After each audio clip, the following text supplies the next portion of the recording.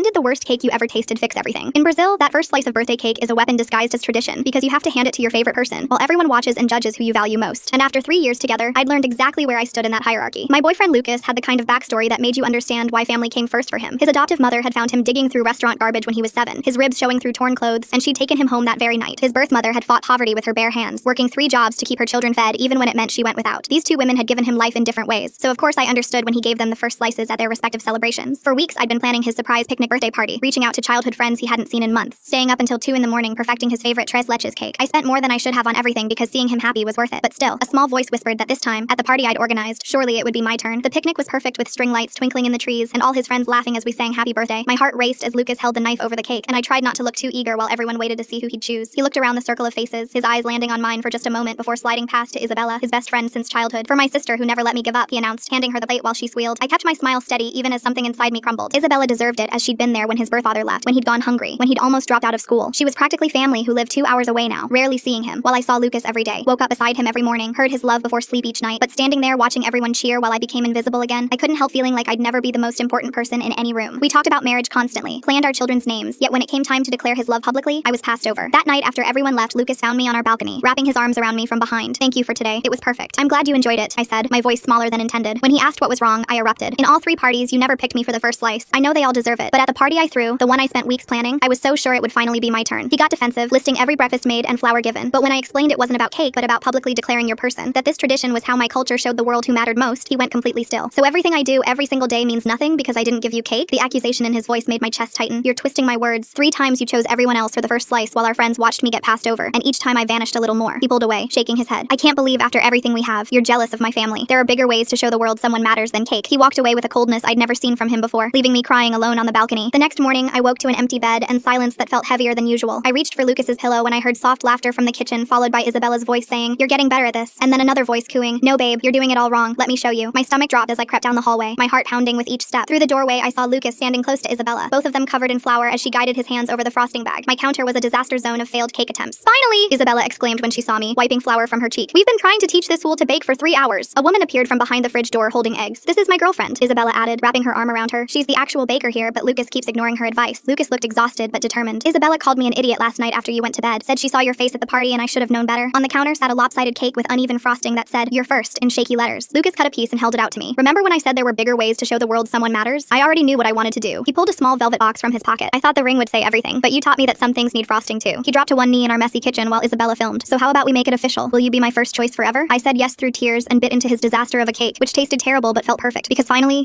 I was first.